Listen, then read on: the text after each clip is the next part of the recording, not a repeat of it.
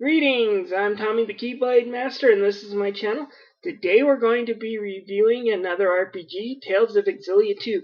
Now, Tales of Xillia 2 is a sequel to Tales of Xillia, which I reviewed a few days ago.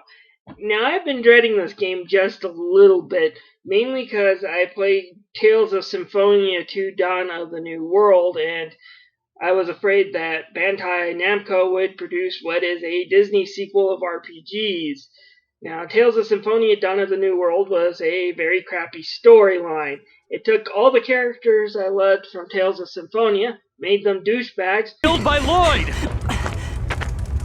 Who did you say is going to kill you? then gave me two other douchebags as main characters, and throw me in a story where the villain was actually the hero, and no, it wasn't some sort of sarcastic twist. The villain was actually a better person than the hero. For a narrative-based game like the Tales saga, this was a disaster. Fortunately, Xillia 2 manages to miss all these problems and comes out as a pretty good sequel. I like some of the change-ups they did. Let's go look at the story, graphics, gameplay, and sound, and see what I think of this game. Requirement that you have played through the first one. There's massive plot spoilers if you haven't played through the first one.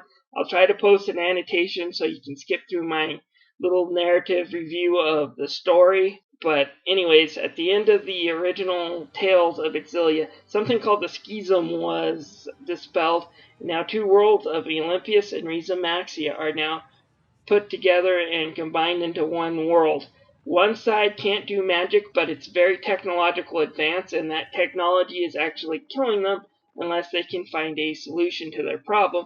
Meanwhile, Riza Maxia is medieval. They use magic, and their environment is still pristine, and the two countries are trying to work it out so they can each benefit off each other, but at the time there's still tensions between the two because both sides think the other ones are just a little bit freaky.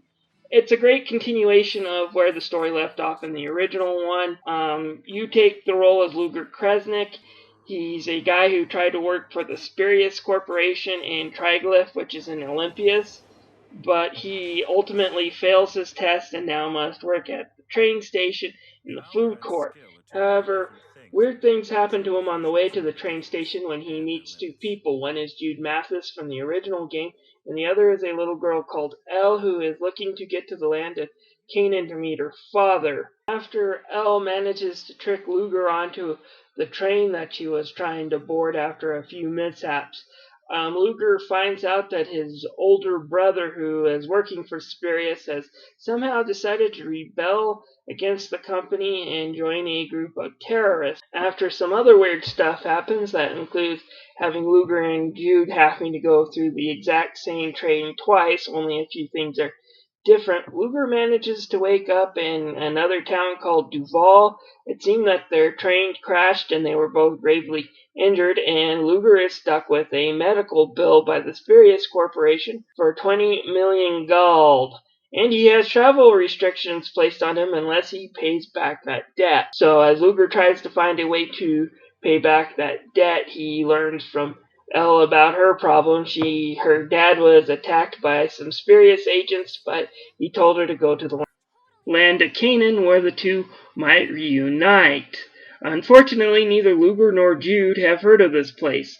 As Luger journeys out, he bumps into some of Jude's old friends, and we find out what's happened to them in the last 2 years. Leia has become a journalist. Alvin is trying to set up a business between Riza Maxia and Olympus and try to make an honest buck for a change.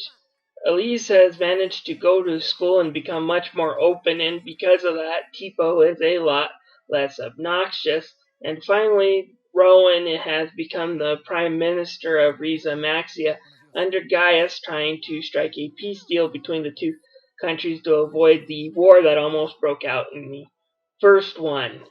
As far as Mila goes, she's the only one that's a big change, but since one of the main story plot threads is Luger will be journeying through altered dimensions, and when I say altered dimension, it goes into that sci-fi trope that every time you make a decision to go left, someone in an alternate dimension goes right, and you face the consequences, or every time chance or probability is also filled out by creating altered dimensions. That's what this game's main focus when they talk about fractured dimensions. It's an old sci-fi trope.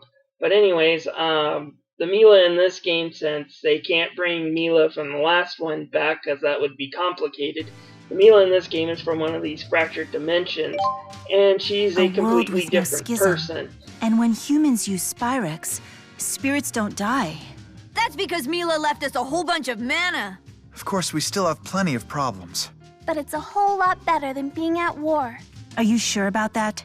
What guarantee do you have that this world will be better off than it was with the schism?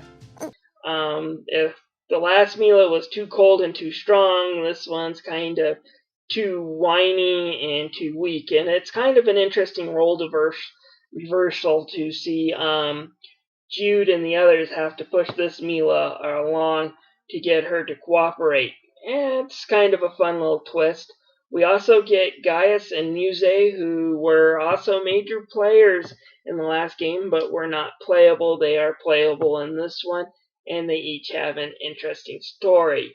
Outside of the main game, which will have you again going into fractured dimensions to destroy them and to earn a quick buck to pay off that debt, you also have side stories for each of these characters to find out what they've been doing in the last year and to help them along with the rest of their lives. And you'll be going into fractured dimensions if you decide to go on these side quests as well.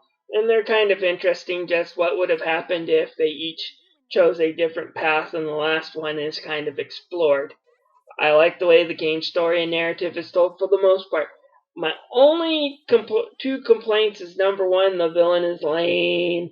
You can tell right away off from the bat that he's evil. Now, the last game did make the mistake of dressing the villain up like the villain. You knew you'd be fighting him towards the end, but at least, in the middle you learn to not judge a book fully by its cover.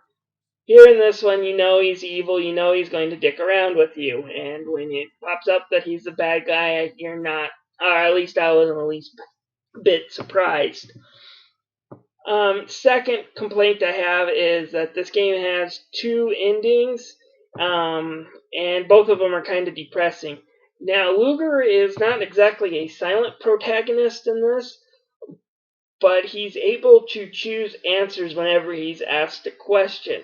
Now, this will not really disrupt the narrative in any way, but what it does is change the relationship between the characters and Luger. And the stronger the character relationship with Luger, the more powerful they are in battle with their link combos, which also make a return. But you also get little rewards if you are also friendly with them. And it's not as easy as just being nice with them, because each character requires a different setup to befriend them. While Leia and Jude will always take the nice guy, if you want to be Alvin's friend, you'll have to either try to be sympathetic when he's actually down, or call on his bullshit when he's BSing you. So he's interesting. And then you also got Gaius, who, he just wants a strong answer from you. He doesn't necessarily want to be coddled. You'll not make friends with him if you choose the soft answer. So, like I said, interesting way of actually interacting with the characters, and once again, you still get skits to deal with the characters. The graphics in this game are exactly the same as the last one. Tales of Xillia 2 uses a lot of the original assets. We were talking about the same town, same area, and even same people sprites on the NPC. Now, they did go and redo the main characters' dress to give them more of an Olympias design, since all our characters have pretty much moved from Riza Maxia over to Olympus, so they changed their design in that area. But for the most part, it's the same game. But that's okay. I thought Tales of Xillia looked great. I like this anime look to the characters, and the animation is still pretty smooth during battles with a lot of great effects. Overall, there's nothing to complain about the graphical department, just as long as you go in expecting there's not much new here. There's only one new area in North Olympus and one new town that's based right outside of Triglyph. Other than that, it's pretty much the same game with the same areas as the last one. As far as the voice acting goes, we get all the returning cast from the last game, which is good. They all do a great job, if not even better in some cases in this one than they did in the last one. We also have the likes of Eric Vale and Michelle Ruff coming on board. Each of them have done a lot of anime. As for this game's music, well, listen here. I think it sounds pretty good.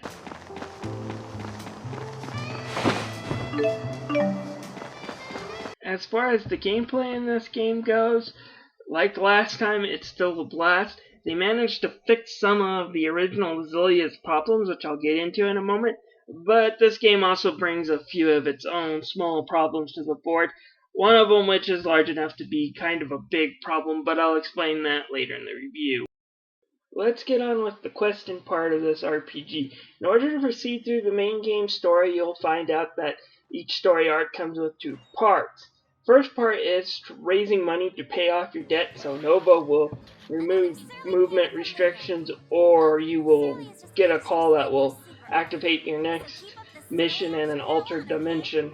So while you're doing this, you're free to go and answer responses on the message board that will earn you money, or fight big monsters that will earn you money. But one of the main things you probably should do is check your map for any exclamation marks and find one of your characters that you're traveling with who might need help in a side quest. These side quests are completely optional. They can run you into some hard bosses and they can take a while, or sometimes they're just a simple conversation with them.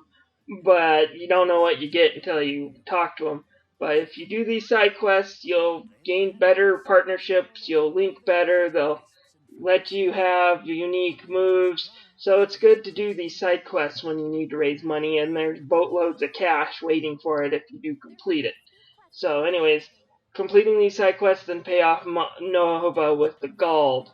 One of the things about gold in this game, it's a little annoying at first, but once you figure out how to manage it, is you have to kind of balance between paying back the bank and buying stuff. Now, you don't have to pay back the full amount of that 20 million gold. You only have to pay back about $1 million in order to complete the game. But paying back the gold will also earn you new rewards. But you have to balance that between that and all the other stuff you have to buy in an RPG, like your weapons and armor and stuff. Fortunately, there's a boatload of cash in these job posting boards and these giant monsters you have to battle. So you won't get stuck too long just looking for gold most of the time. In the end, I did kind of enjoy going through this quest, even though I played through these areas before. But, some of the extra stories, especially the side stories where, you can go in and learn about how these characters have changed in the past year, does make it worth it.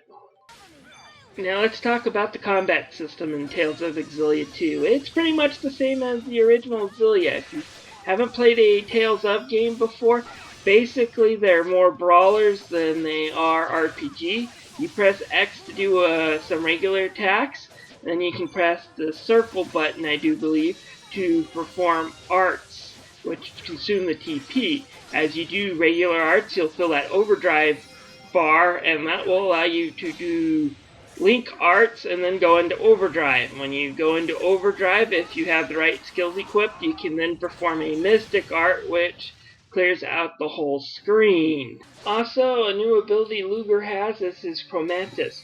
As you can see on the side of the screen, there's that little gauge just building up as time goes on, and it builds up as long as Luger is not KO'd. Once it fills up, you can press the two analog stick buttons down and transform.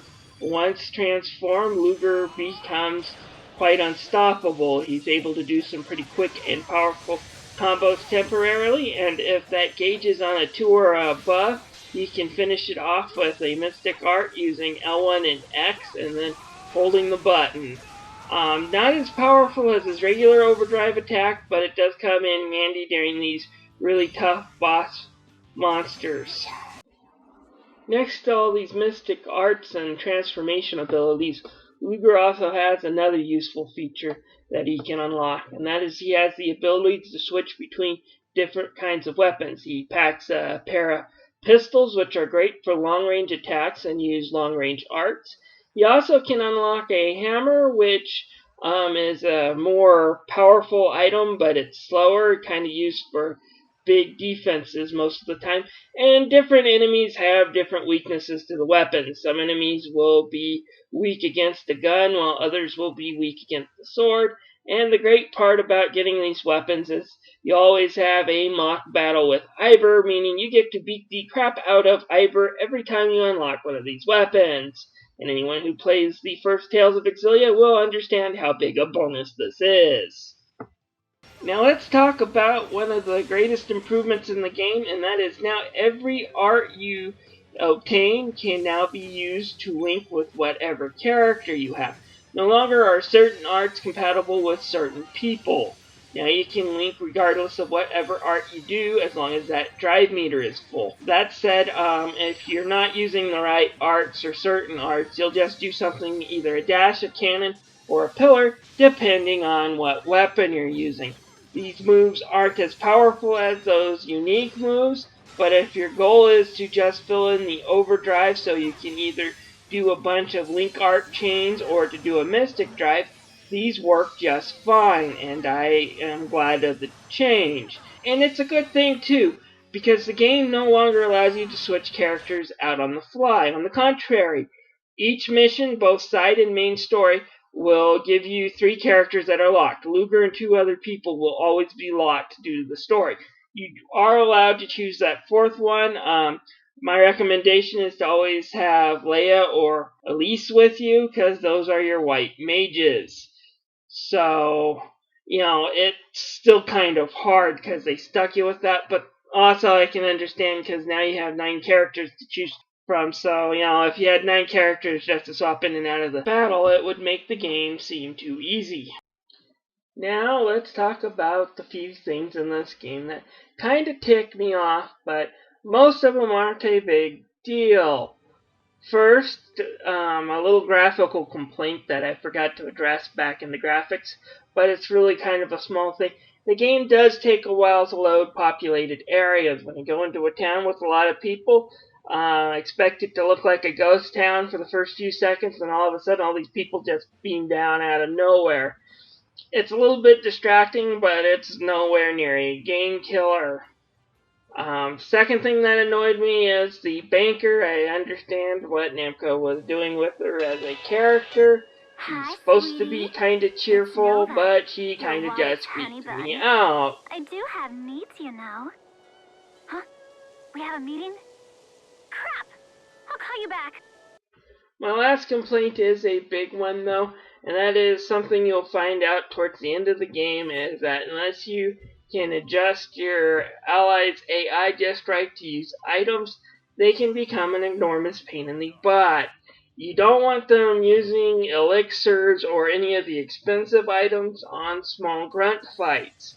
But if you're not careful on how you toggle them, they will continue using apple gels in the middle of a hard fight.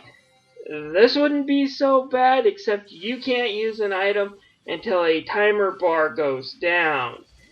And if they're constantly throwing items the second that bar disappears, you might not be able to use a powerful item you need in time to avoid getting your whole team killed. That did annoy me, and it's a bit of a game killer. I give Tales of Xillia 2 a 4.5 out of 5. It's a really great game. I like the narrative a little more than I did in the original Xillia game. It gets a little dark towards the end, but I actually enjoyed the story, and although the ending's depressing, it's not a bad ending. My only real gripe about the game and why I give it a 0.5 instead of a 5 is that item problem, and it does cause death in some of the harder boss battles. I kind of wish they had an easier way to fix it rather than having to toggle a bunch of options. Still, it's a great game. It's worth checking out. If you haven't played the original yet, I recommend playing that first. But if you have and you're looking for a great follow-up, Tales of Xillia 2 isn't bad. Just go in knowing that it's going to use a lot of the previous assets and areas, but it's not a bad game.